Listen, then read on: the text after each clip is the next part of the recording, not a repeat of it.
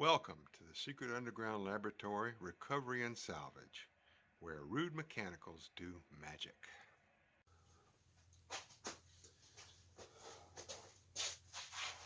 Hello, I'm Bronze Age, Director of the Secret Underground Laboratory, Recovery and Salvage. And today we're going to be rewiring a Gone with the Wind nightlight lamp. Now this lamp would have a globe that goes right here and a chimney, kerosene lamp style glass that comes up through the top. I don't like to have those on the bench because there's just too much danger of breaking one of them. But this style lamp is imitating an oil lamp, where this would have been the bowl where the oil was, and a kerosene burner up on top. And that type of lamp was used in the set dressing for Gone with the Wind, which is why these are called Gone with the Wind lamps. The only strange thing about that is that even though Gone with the Wind took place during the Civil War, this type of oil lamp did not occur, was not made or sold until like 1870s and later. Now, one feature of the electric versions of these is they always have a nightlight in the bottom of them. So we have the Gone with the Wind nightlight lamp. This lamp is from the early 70s, maybe the 60s. And I know that because the prongs on the cord are both the same width. Somewhere around the mid-70s, they switched over to this style, which is called polarized, so you can only stick it in the outlet one direction.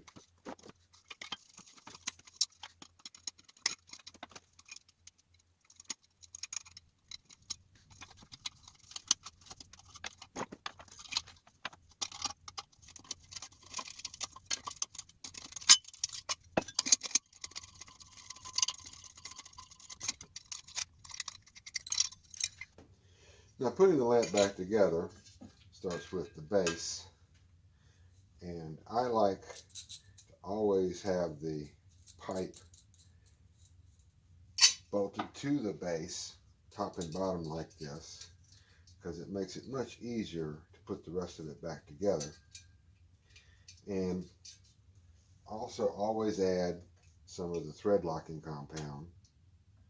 That means I don't have to get this thing so tight that it's going to screen, because on lamps, mostly made with lightweight pieces of metal, there's a limit to how tight you can get them before something starts to bend or break, and then it just keeps getting loose. Now in this case, since we've got this big glass bowl right here, the only way we're going to keep this bowl from turning is by clamping down really tight. And I'm trying to avoid that. What I do is have a little bit of silicone, and I'll just put a few dabs of it around the base here, and when it cures, that will hold the glass in place without having to have so much tension on the pipe and the rod to hold it down.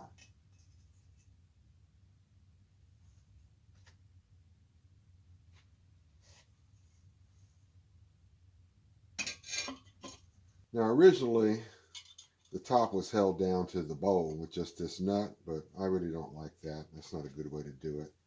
What I've got is a rubber washer which will cushion between the metal and the glass, and then this piece called an end cap, which will help center the bowl on the pipe. Then I'll put the nut down with a little bit of thread sealer.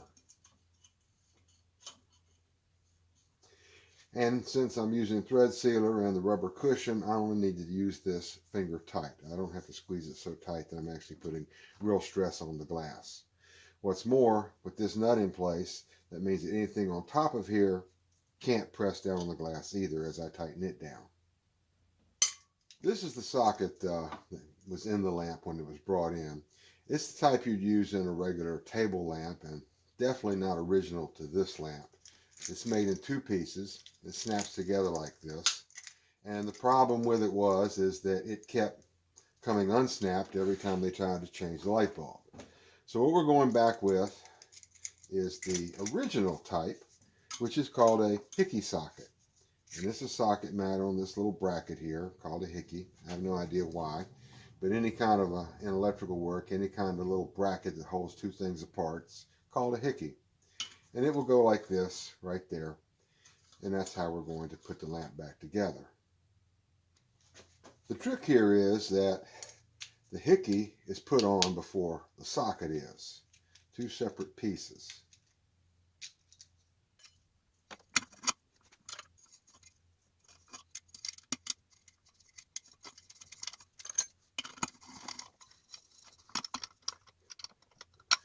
Before I go any further, I make sure that I've got my pattern to the front the way I want it, and the key slot lined up on the side so that everything will be in position when it's finally tightened down. And putting the hickey on the end of that pipe, it's just a little more tedious than putting that nut on, but it's the same process of sticking it down in here and then working it with your fingers until you get it threaded. Now, one of the complications of using this kind of a socket and this kind of a lamp is the lamp key comes in from this way and the hickey lines up that way. So we have to make sure that the hickey is rotated to the proper position so that when I put the socket down on it, it will line up. And that is one of the reasons why using the thread lock is so important, is so that even though that might not be the absolutely tightest position, I could probably turn it a little bit more and get it more snug. The blue Loctite will hold it down in that position so that it won't move even with just doing ordinary use or changing a light bulb or something like that. It's a matter of small details what makes a difference between a good lamp repair job and a hazardous one that's dangerous to people and property. And it first starts off with the way these wires are connected. They have to go underneath these screw terminals. And no matter how tight they are or how strong the wire is, it doesn't take a lot of effort to yank them out.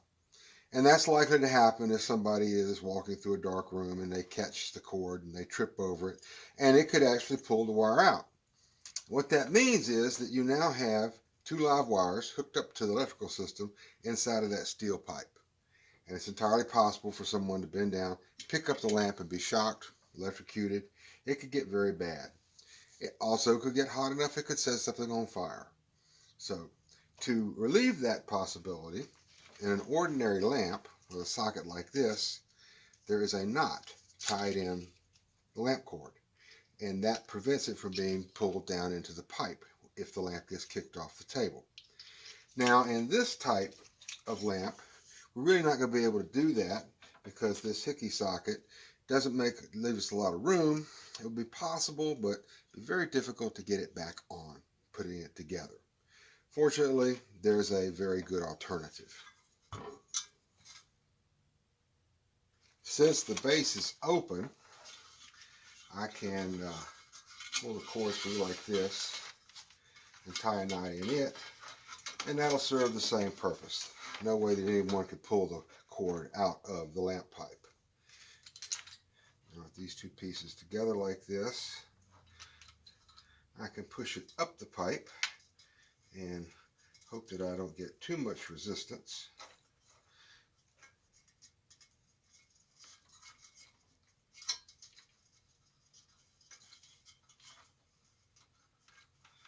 And holding them close together,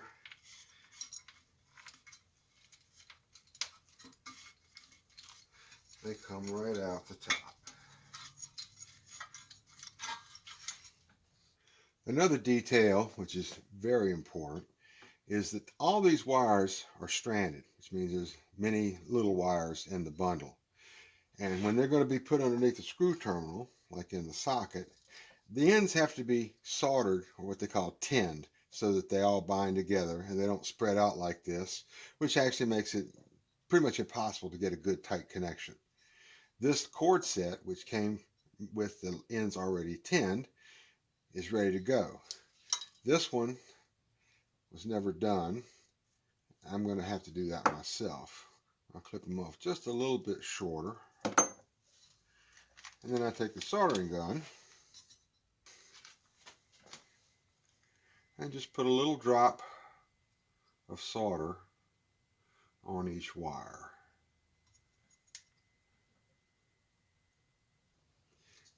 Now we come to the part of the operation that raises the most questions. A nightlight lamp requires a 2-circuit lamp socket which has 3 terminals. And what this means is this switch can control 2 separate bulbs. First position is off. One position you've got one bulb on. Second position you've got the other bulb on. And in the third position you've got both bulbs on. Now, to wire this, you have to know that every lamp cord comes with one side which has ridges on it that you can feel, and one side is smooth. The lamp socket wires are both the same. It doesn't really make any difference, but you just have to choose one and pair it up to the ridged wire, because both of those are going to go underneath the silver screw. Twist them underneath there in a counterclockwise direction. Get them drawn down nice and snug and tight. And then you tighten the screw, making sure you keep both of them underneath it the whole time and one doesn't squeeze out.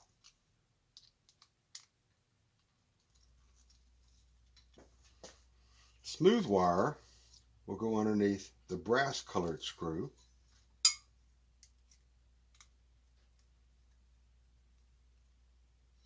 And the black wire will go underneath the black screw.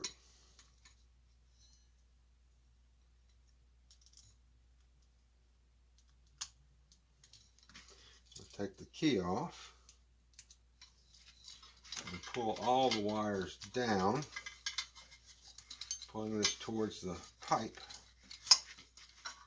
And then for the next fiddly part, simply a matter of getting the socket lined up on the hickey and the little screwdriver down in there to get the screw down tight. And the job's practically done. Now I turn it upside down. Get the slack out of my cord, get the knot tied up nice and tight, put in my nightlight bulb, tuck that wire up inside where it won't show, install a light bulb. Now I can plug it in.